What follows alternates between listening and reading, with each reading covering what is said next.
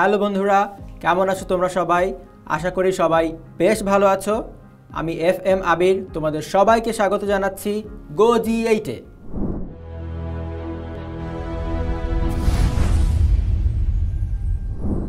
আমাদের আজকের ক্লাসে আমরা একাদশ দ্বাদশ শ্রেণীর উচ্চতর গণিত প্রথম পত্র বই থেকে অষ্টম অধ্যায় অর্থাৎ ফাংশন এবং ফাংশনের লেখচিত্র অধ্যায় থেকে কিছু গাণিতিক সমস্যার সমাধান করব। তাহলে চলো বন্ধুরা, দেরি না করে শুরু করে দেই আমাদের আজকের এপিসোড। বন্ধুরা, তোমরা বোর্ডে কতগুলো গাণিতিক সমস্যা দেখতে পাচ্ছ এবং এই গাণিতিক সমস্যাগুলো আসলে বিপরীত ফাংশনের অস্তিত্ব নির্ণয় সম্পর্কিত। চলো আমরা আগে জেনে নেই বিপরীত ফাংশনের অস্তিত্ব কখন থাকে। বিপরীত ফাংশনের অস্তিত্ব থাকার জন্য আমাদের ফাংশনটি যদি f(x) হয়ে থাকে তাহলে ফাংশনটিকে একই সাথে এক ফাংশন এবং সার্বিক ফাংশন হতে হয়। তাহলে যদি ফাংশনটি এক হয় এবং একই সাথে সার্বিক হয় তাহলেই তার বিপরীত ফাংশনের অস্তিত্ব রয়েছে এবং আমরা বিপরীত ফাংশনটি নির্ণয় করতে পারবো। যদি ফাংশনটি এক হয় কিন্তু সার্বিক না হয়, বিপরীত ফাংশনের অস্তিত্ব নেই, অথবা সার্বিক হয় কিন্তু এক না হয়, তাহলেও বিপরীত ফাংশনের অস্তিত্ব নেই। যদি ফাংশনটি একই সাথে এক হয় এবং সার্বিক হয়, শুধুমাত্র এই কেসটাতেই বিপরীত ফাংশনের অস্তিত্ব থাকবে। তাহলে আমরা এখানে যে তিনটি সমস্যা দেয়া হয়েছে, এই সমস্যাগুলোর প্রত্যেকটি ফাংশন আসলে সার্বিক এবং এক কিনা একই সাথে সেটি আমাদের বের করতে হবে। তাহলে 1 নম্বরের সমস্যার সমাধানের জন্য আমরা নির্ণয় করব এই ফাংশনটি এক এবং সার্বিক কিনা। তাহলে আমরা এখানে লিখতে পারি, তোমরা বন্ধুরা দেখতেই পাচ্ছ আমরা এক ফাংশন নির্ণয়ের পূর্বে আমাদের আগেই বুঝে যেতে হবে ফাংশনটি এক কিনা। তাহলে দেখো, এই ফাংশনটি কিন্তু x⁴ জোড় সংখ্যা এই আকারে নেই, অথবা এটা কোনো ত্রিকোণমিতিক ফাংশনও নয়, এটি কোনো পরম মান ফাংশনও নয়। তাহলে আমরা বুঝতেই পারছি এটির আসলে এক হওয়ার সম্ভাবনাই বেশি। তাহলে আমরা সেটিকে আসলে প্রমাণও করে ফেলি যে ধরো x1 R x2 belongs to the domain of f, তাহলে e⁴x1 equal to e⁴x2 আমরা ধরে নেব, এটা ফাংশনের আউটপুট। এখান থেকে দেখো right hand side and left hand side both সাইডে বেস e, তাহলে এবং তারা সমান, তাহলে নিশ্চয়ই এদের পাওয়ারও সমান হবে, x1 equal to x2। সুতরাং আমরা বলতে পারি ফাংশনটি এক।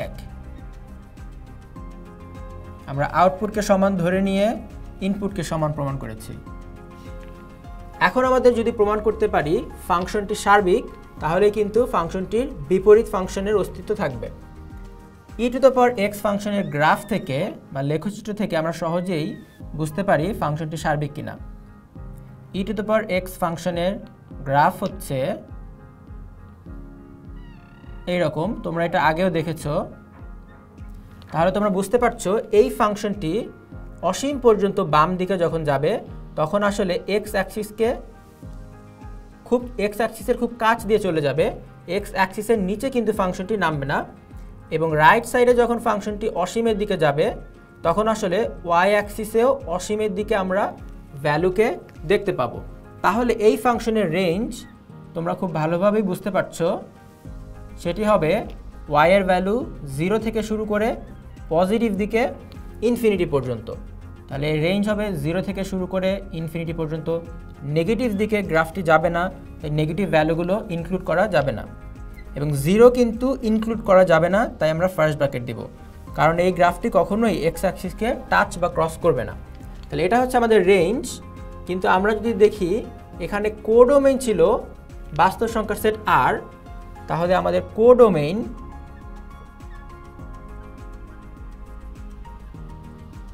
ছিল R, তাহলে আমরা ক্লিয়ারলি দেখতে পাচ্ছি রেঞ্জ এবং কোডোমেইন আসলে সমান নয়, সুতরাং এটি আসলে সার্বিক নয়। যেহেতু ফাংশনটি এক এবং সার্বিক নয় একই সাথে, সুতরাং আমরা বলতে পারি এফ ইনভার্স এক্স বা এফ অফ এক্স এর বিপরীত ফাংশন এর অস্তিত্ব নেই, অর্থাৎ এই ফাংশনের বিপরীত ফাংশন আমরা নির্ণয় করতে পারবো না। 2 নম্বর সমস্যার জন্য আমরা একইভাবে ফাংশনটি সার্বিক এবং একক কিনা তা প্রমাণ করব।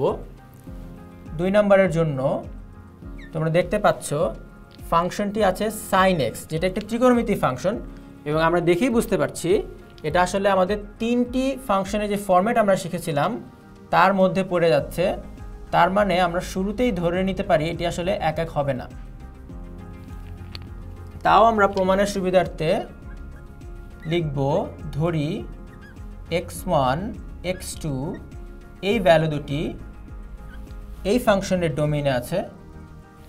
তাহলে আমরা এখন বলতে পারি x1 কে আমরা ধরে নিলাম 0 ডিগ্রি আর x2 কে আমরা ধরে নিলাম 180 ডিগ্রি, এবং তোমরা নিশ্চয়ই বুঝতে পারছো x1 আর x2 কিন্তু সমান হিসেবে আমরা ধরিনি। এখন চিন্তা করো f অফ x1 কত হবে? f অফ x1 হবে f অফ 0 ডিগ্রি, মানে হচ্ছে sin 0, আর আমরা সবাই জানি sin 0 মান হচ্ছে 0। এবং f অফ x2 কত হবে?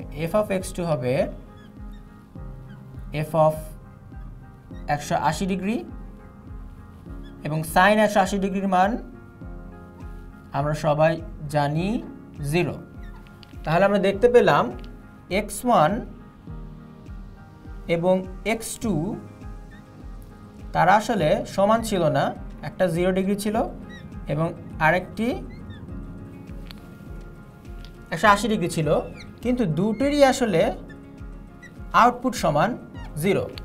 তার মানে এই ফাংশনটি আসলে একটা আউটপুট দুটি ইনপুটের সাথে সম্পর্কিত থাকার কারণে এই ফাংশনটিকে আমরা বলবো একক নয়।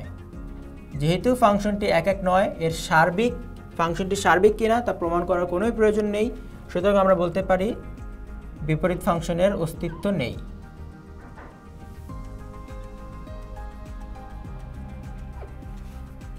এফ ইনভার্স এক্স এর অস্তিত্ব নেই। 3 নম্বর সমস্যার জন্য আমরা একইভাবে একক এবং সার্বিক কিনা প্রমাণ করব।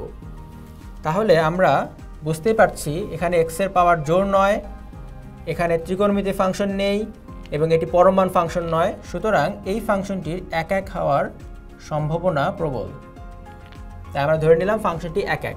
তাহলে আমরা সেই পদ্ধতি ফলো করে ফাংশনটি একক কিনা প্রমাণটি দেখিয়ে ফেলব। আমরা ধরে নিব x1 x2 belongs to domain of this f। তাহলে আমরা ধরে নেই f of x1 is equal to f of x2, মানে ফাংশন দুটির x1 এবং x2 এর জন্য আউটপুট দুটিকে আমরা সমান ধরে নিলাম। এখানে আমরা এখন x1 বসিয়ে দেব, 2x1 minus 3 equal to 2x2 minus 3। আমরা x2 কে এই ইকুয়েশনে বসিয়ে দিয়েছি। এখান থেকে দেখো এই দুই পক্ষ থেকে -3 আমরা বাদ দিতে পারি, থেকে যায় 2x1 equal to 2x2। আমরা 2 কে বাদ দিতে পারি, আলটিমেটলি আমরা পেয়ে গেলাম x1 equal to x2। তাহলে ফাংশন দুটির আউটপুটকে আমরা সমান ধরে নিয়ে ইনপুটও সমান পাচ্ছি, সুতরাং আমরা বলতে পারি ফাংশনটি একক। এখন যদি ফাংশনটিকে সার্বিক প্রমাণ করতে পারি তাহলে আমরা বলতে পারবো এই ফাংশনের বিপরীত ফাংশনের অস্তিত্ব রয়েছে। সেটি প্রমাণ করার জন্য আমরা এই ফাংশনের গ্রাফ অঙ্কন করব, তাহলে সার্বিক ফাংশন বুঝতে আমাদের সুবিধা হবে। এই ফাংশনে যদি আমরা গ্রাফ অঙ্কন করতে চাই, এটা আমাদের x অ্যাক্সিস, এটি আমাদের y অ্যাক্সিস। তাহলে আমরা একটি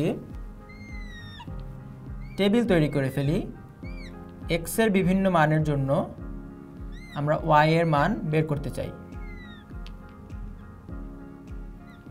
যদি x এর মান হয় 0, এখানে 0 বসালে 2 × 0 - 3, আলটিমেটলি y এর মান হয় -3। যদি x এর মান হয় 1, y এর মান হয়ে যায় 2 × 1 মানে 2 - 3 -1। যদি x এর মান হয় 2, তাহলে y এর মান পেয়ে যাই 2 × 4 - 3 মানে 1। তাহলে 0 - 3, 1 - 1 এবং 2 1 এই পয়েন্টগুলো আমরা গ্রাফে বসিয়ে 2x - 3 এর লেখচিত্র অঙ্কন করে ফেলি। 0 - 3, x বরাবর 0, y বরাবর -3 মানে নিচের দিকে 3 ঘর। এখানে আমরা একটা পয়েন্ট পেয়ে গেলাম, এই পয়েন্টটি। 1 - 1, x এর দিকে 1, y এর দিকে -1 মানে এই পয়েন্টটি। 2 1, y এর দিকে 2, x এর দিকে উপরের দিকে 1। তাহলে এরকম একটা সরলরেখা আমরা পেয়ে যাব। তাহলে বন্ধুরা তোমরা বুঝতে পারছো সরলরেখাটি এই দিকে অসীম পর্যন্ত যাবে এবং নিচের দিকে অসীম পর্যন্ত যাবে।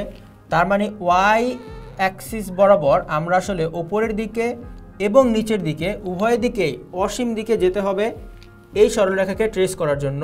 বা আমরা যে শ্যাডোর আইডিয়াটি আগে বলেছিলাম, আমরা যদি এখানে একটি লাইট সোর্স কল্পনা করি, তাহলে এই অংশের শ্যাডো পড়বে y অ্যাক্সিসের এই অংশ বরাবর অসীম পর্যন্ত। আবার আমরা যদি এখানে একটি লাইট সোর্স চিন্তা করি, তাহলে এই অংশের শ্যাডো পড়বে y অ্যাক্সিসের এই অংশ পর্যন্ত। আবার যদি আমরা এখানে একটি লাইট সোর্স চিন্তা করি, তাহলে বাকি অংশটুকুর শ্যাডো পড়বে y অ্যাক্সিসের নিচের অংশ বরাবর পর্যন্ত অসীম পর্যন্ত। তাহলে আমরা বুঝতে পারছি আমাদের রেঞ্জ আসলে পুরো y অ্যাক্সিস জুড়েই বিস্তার করছে। তার মানে আমরা রেঞ্জকে বলতে পারি -∞ থেকে +∞ পর্যন্ত, বা যেটাকে আসলে আমরা বাস্তব সংখ্যার সেট আরও বলতে পারি। এবং আমাদের কোডোমেনও কিন্তু বাস্তব সংখ্যার সেট আর দেয়া আছে, তার মানে এটা সমান আমরা কোডোমেনও বলতে পারি। যেহেতু আমরা কোডোমেইন এবং রেঞ্জ দুটোকে সমান পেলাম, সুতরাং আমরা বলতে পারি ফাংশনটি সার্বিক। তাহলে যেহেতু ফাংশনটি একই সাথে সার্বিক এবং এক এক আমরা প্রমাণ করতে সক্ষম হয়েছি, সুতরাং আমরা বলতে পারি ফাংশনটির বিপরীত ফাংশনের অস্তিত্ব রয়েছে। বন্ধুরা, আশা করি তোমরা এই গাণিতিক সমস্যা সমাধানগুলো খুব ভালোভাবে আয়ত্ত করতে পেরেছো। বন্ধুরা, আশা করি আমাদের আজকের এপিসোডটি তোমরা খুব ভালোভাবে বুঝতে পেরেছো। পরবর্তী এপিসোডে নতুন কিছু নিয়ে তোমাদের সামনে হাজির হব। সে পর্যন্ত ভালো থেকো, সুস্থ থেকো এবং অবশ্যই গো G8 এর সাথেই থেকো।